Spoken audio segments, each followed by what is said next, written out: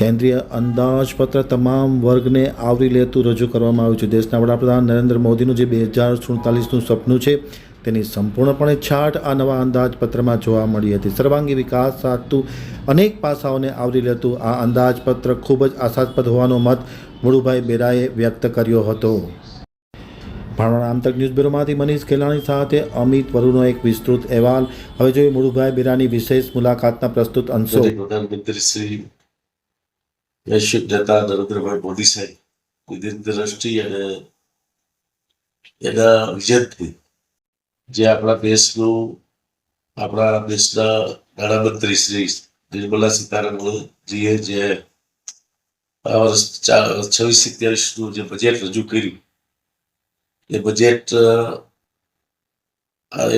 યુવાઓ, ખેડૂતો, મહિલાઓ અને ગરીબોને કેન્દ્રમાં રાખીને ખૂબ સરસ રીતે ઐતિહાસિક બજેટ આ વખતે રજૂ કર્યું છે. એની માહિતી આપું તો આ વખતે એક તો આટલા વર્ષોના ઇતિહાસ પહેલી વાર રવિવારે આ બજેટ અને વહેલું બજેટ રજૂ કરવામાં આવ્યું. આપણે સૌ જાણીએ છીએ કે 53.5 લાખ કરોડનું બજેટ આ વખતે જ્યારે લોકસભામાં રજૂ કરવામાં આવ્યું, એને ખૂબ બધી જગ્યાએથી બજેટના જે વિકસિત ભારત 2047નું સપનું આપણા પ્રધાનમંત્રી શ્રી જોઈ રહ્યા છે એમાં આપણે પ્રતિબિંબ થાય છે. આપણા નાણામંત્રી શ્રી આપણે સૌ જાણીએ છીએ કે સતત 9મી વખત આપણા દેશનું બજેટ રજૂ કરીને એક ઇતિહાસ રચ્યો છે. અને એમાં આત્મનિર્ભર ભારતના નિર્માણ માટે અને વિકસિત ભારત 2047ને અગ્રેસર બનાવતું આ બજેટ છે. આ બજેટમાં 3 કર્તવ્યો છે.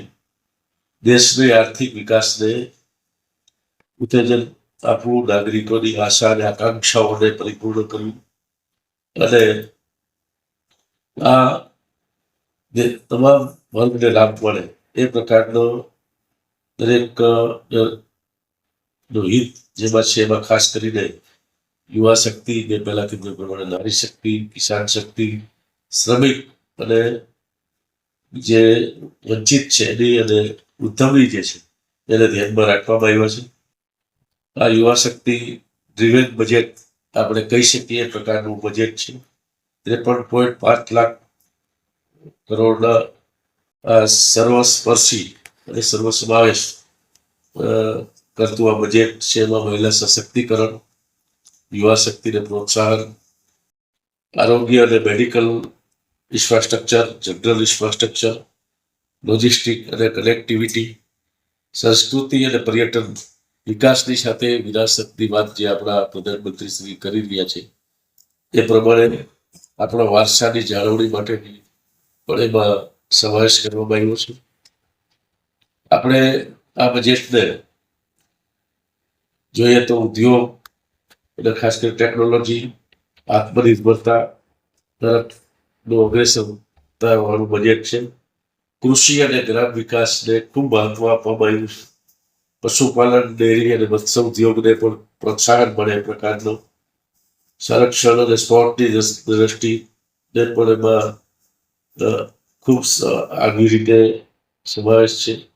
ખાસ કરીને MSME અને સ્ટાર્ટઅપ ઇકોસિસ્ટમ જે છે એના ઉપર ખૂબ ભાર આપી અને AIનો સકારાત્મક રીતે કેવી રીતે ઉપયોગ થઈ શકે એને પણ દ્રષ્ટિકોણ આ બજેટમાં આપણે જોઈ શકીએ પ્રકારનું બજેટ છે. આ બજેટ આપણે ગુજરાતને જે લાભ થયું છે એની વાત કરીએ તો આપણી વિરાસત જે છે, આપણો સાંસ્કૃતિક વારસો છે, એવા લોથલ અને ધોળાવીરા આ 2 સ્થળો જે છે એને વૈશ્વિક કક્ષાનું ડેસ્ટિનેશન પ્રવાસની દ્રષ્ટિએ મળે એની ખાસ બજેટ જોગવાઈ કરવામાં આવી છે. બીજા 15 પુરાતત્વ જે આર્કોલોજી વિભાગ હસ્તકના સ્થળો છે એની પણ જોગવાઈ કરવામાં આવી છે. MSME સેક્ટરમાં 200 ક્લસ્ટર પાર્કની જે જાહેરાત કરી છે એમાં ગુજરાત એક પ્રકારે એમએસએમઈ ઉદ્યોગનું આપણે સૌ જાણીએ છીએ કે આપણું ગુજરાત છે એ એમએસએમઈનું એક હબ છે. ગુજરાતમાં 7 લાખથી વધારે મેન્યુફેક્ચર યુનિટ હોવાના લીધે ગુજરાત ઉદ્યોગકારોને આ ક્ષેત્રે કરાયેલી મહત્વપૂર્ણ જાહેરાતોથી ખૂબ મોટો ફાયદો લાભ મળવાનો છે. પૂર્વ ભારત જે દાનકુનીથી સુરત સુધી જે ડેડિકેટેડ ફ્રેટ કોરિડોરની જાહેરાત કરવામાં આવી છે, એવી રીતે આપણું જામનગર સ્થિત જે WHO ગ્લોબલ મેડિકલ સેન્ટર ને અપગ્રેડેશન કરવા માટેનું બજેટ જોગવાઈ પણ કરવામાં આવી છે. આપણા રાજ્યમાં મ્યુનિસિપલ બોર્ડ હંમેશા અગ્રેસર રહ્યું છે અને આ બજેટમાં મ્યુનિસિપલ બોર્ડ માટે જાહેર કરાયેલી પ્રોત્સાહનોને લાભ માટે ગુજરાતની મ્યુનિસિપાલિટીઓને પણ લાભ મળશે. ગિફ્ટ સિટીમાં આવેલ IFS સીમા કંપની માટે 20 વર્ષ સુધી જે ટેક્સ હોલિડે લંબાવવામાં આવ્યો છે, એના કારણે અનેક વૈશ્વિક કંપનીઓ અહીંયા આવશે. ગિફ્ટ સિટીમાં વૈશ્વિક કંપનીઓનું રોકાણ વધશે અને આપણે ગુજરાતમાં ખૂબ મોટી માત્રામાં રોજગારીનું નિર્માણ એમાં થઈ શકે. આ રીતે આપણે આ જે બજેટ છે એને સર્વસમાવેશક અને એક દીર્ઘદ્રષ્ટિવાળું વિકસિત ભારતનું જે વિઝન આઝાદીને જ્યારે 100 વર્ષ પૂરા થશે ત્યારે 2047માં ખરા અર્થમાં આપણો દેશ એ સમૃદ્ધ દેશ બની શકે, એટલે વિકસિત દેશ બને. એના માટે ગ્રામ્ય ક્ષેત્રને પણ જો ગામ વિકસિત બને તો જ દેશ વિકસિત બની શકે.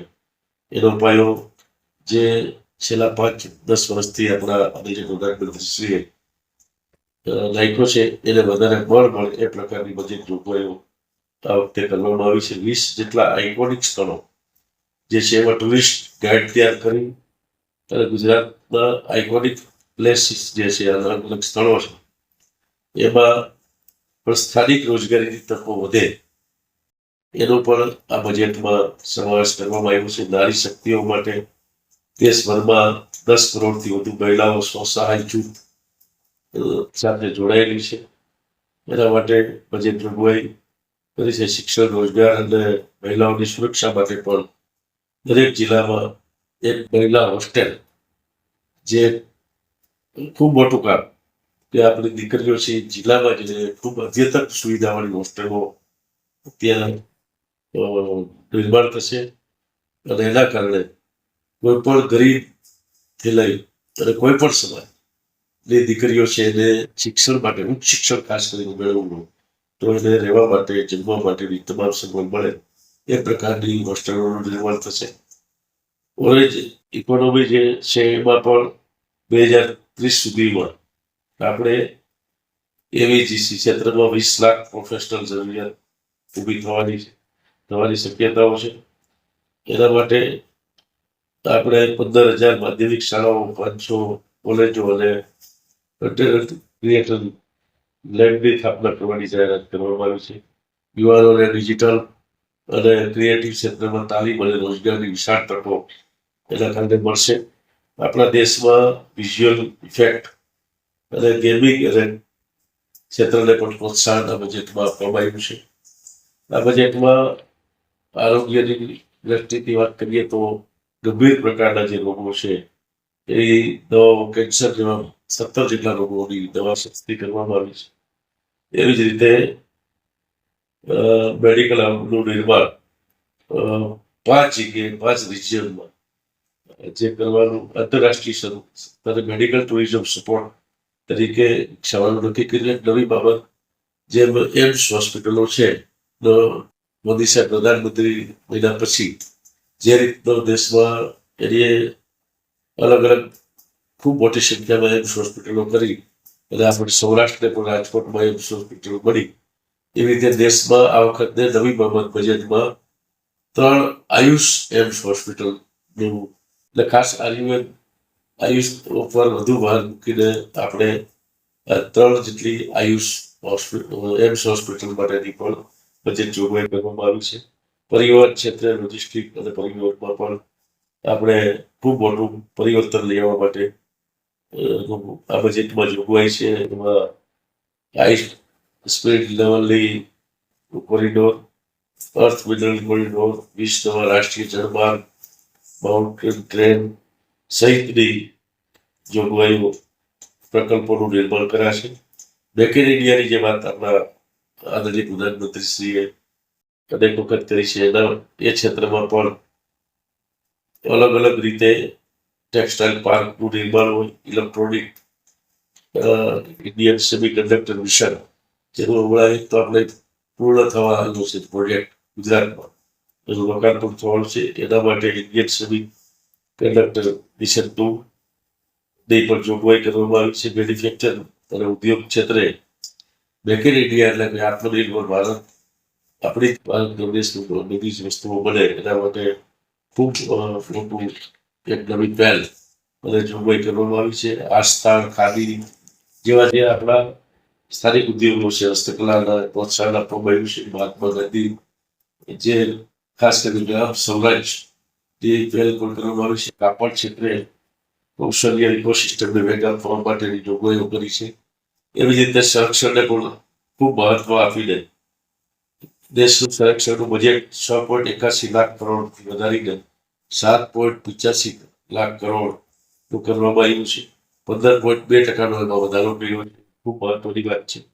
એવી રીતે એમાં પણ ટેકનોલોજીનો ઉપયોગ, ઇન્ફ્રાસ્ટ્રક્ચરનો વિકાસ જેવી સ્વદેશી સંરક્ષણ ઉત્પાદન વધે એના માટે અને આપણી સીમાડાઓનું રક્ષણ કરવા માટે કડક સુરક્ષા વૈશ્વિક સ્તરે આપણી સેનાને સક્ષમ બનાવવા માટે ક્ષમતા વધે એના માટે પણ ખૂબ મોટું બજેટ જોગવાઈ કરી છે. સ્પોર્ટને ખૂબ મહત્વ આપ્યું છે અને આપણા જે રમતગમત ક્ષેત્રમાં સ્થાનિકથી લઈને આંતરરાષ્ટ્રીય સુધીની ઉત્કૃષ્ટ પ્રદર્શન થકી પરિવાર અને રાષ્ટ્રનું નામ રોશન કરી શકે યુવાઓ એ પ્રકારની ટ્રેનિંગ, પ્રેક્ટિસ અને ફેસિલિટી અનેક ગણી એમાં કામગીરી વધારી છે. ખેલો ઇન્ડિયા મિશન શરૂ કરી અને જે રમતવીરોને યોગ્ય પ્લેટફોર્મ મળવાની રાષ્ટ્રીય અને આંતરરાષ્ટ્રીય સ્તરે જે કુશળતા અને પ્રદર્શન કરી શકે એના માટે નવી પહેલ, નવી યોજનાઓ અને બજેટ જોગવાઈ કરવામાં આવી છે. આવી રીતે આપણા ખાસ કરીને ઇન્કમ ટેક્સ રિટર્ન ફાઇલ કરવાની પ્રક્રિયાને ખૂબ સરળ બનાવવામાં આવી છે અને બેન્કિંગ ક્ષેત્રે પણ ખૂબ મોટો સુધારો હાઈ લેવલની કમિટીની રચના કરી છે. પારદર્શકતા વધે એના માટે એક ઇન્કમ ટેક્સ એક્ટ એપ્રિલ 2024 લાવવામાં આવ્યું છે. TCS-માં પણ 5%થી ઘટાડી 2% કરતા વિદેશ અભ્યાસ અને વિદેશ મુસાફરી સસ્તી બને એ પ્રકારની જોગવાઈ કરવામાં આવી છે. બેટરી પરના કરોમાં ઘટાડો કરી અને સામાન્ય જનતાને પણ દૈનિક ઉપયોગ માટે વસ્તુઓ સસ્તી પડશે. સોલાર, નવીનીકરણ ઉર્જા માટે ગ્રીન એનર્જીને વધુ પ્રોત્સાહન આ બજેટમાં આપવામાં આવ્યું છે. ફોરેન એસેટ સ્કીમ દ્વારા વિદેશી સંપત્તિ જાહેર કરવા માટે પારદર્શકતા અને વ્યવસ્થિત રીતે માળખું ઉપલબ્ધ કરવામાં આવ્યું છે. એનઆરઆઈ નાગરિકોને સંપત્તિ વેચવા માટે ટેક્સ લેવાની જે છે અને પાન દ્વારા જ સંપત્તિ વેચાણ શક્ય બનશે. એનઆરઆઈ નાગરિકો માટે આ પ્રક્રિયા ખૂબ સરળ અને ઝડપથી બને એની પણ ધ્યાન રાખવામાં આવ્યું છે. આપણે કોરોના કાળ દરમિયાન દેશની રાજકીય જે ખાધ હતી એ 9.9 હતી, જે ઘટીને 4.4 અને 4.3 સુધી લઈ જવાનો લક્ષ્યાંક થોડા બજેટમાં રાખવામાં આવ્યું છે. કૃષિ ક્ષેત્રને ખૂબ મહત્વ આપવામાં આવ્યું છે. ખેડૂતોની આવક વધે, ખેડૂતોનું ઉત્પાદન ખર્ચ ઘટે, ખેતીથી આધુનિક